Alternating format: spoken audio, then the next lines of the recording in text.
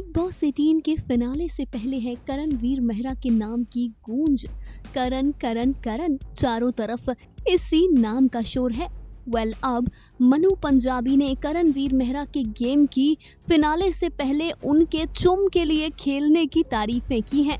मनु ने करण को यारों का यार बताया। करण की तारीफें करते हुए मनु ने क्या कहा, आप लोग खुद ही सुनिए। क्लियरली बता रहा हूं, करणवीर का चुम के लिए खेलना। करणवीर, आप इसको ओवर कॉन्फिडेंट भी कह सकते हो। करणवीर 110% कॉन्फिडेंट है। मेरे कॉन्ट्रीब्यूशंस के हिसाब से मैं शो को जीतूंगा, मैं फ्लोर पर जाऊंगा। फिर चाहे बिग बॉस मुझे टॉप 2 की जगह हटा दे, टॉप 2 से हटा दे, टॉप 1 तक मैं नहीं पहुंचू, पर उसको पता है कि वो फ्लोर के ऊपर जाएगा। अब इसको आप ओवर कॉन्फिडेंस में कंसिडर करना चाहे कर सकते हैं, पर वो अपने साथ साथ अपने दोस्तों को आगे लेकर के खेल के अंदर जा रहा है।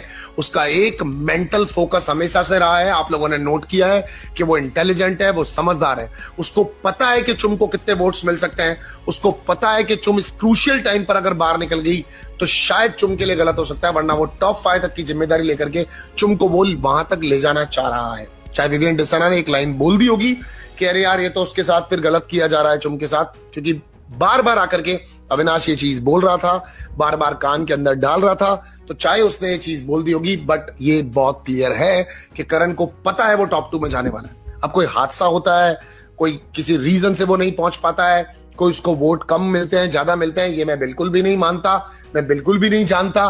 लेकिन अगर इस सीजन के कॉन्ट्रीब्यूशन को देखोगे तो भाई साहब, आपको एक आदमी फ्लोर पर करणवीर मेहरा को रखना पड़ेगा फ्रॉम एनी प्रोस्पेक्टिव।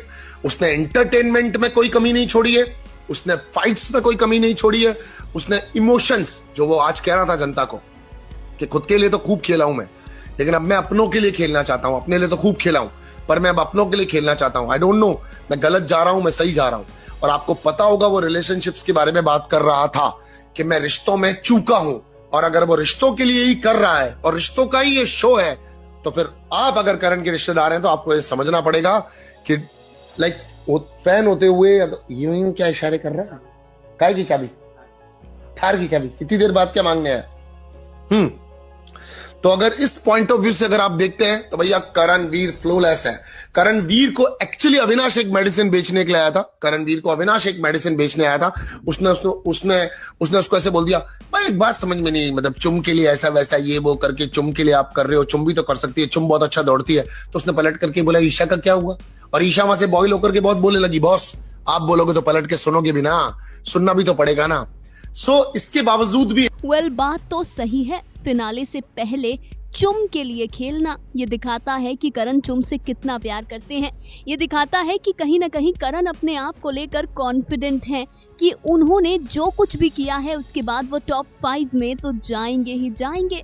करण अपने साथ साथ अपने लोगों का भी ख्याल रखते हैं, इससे यही जाहिर होता है। Final cut, news desk.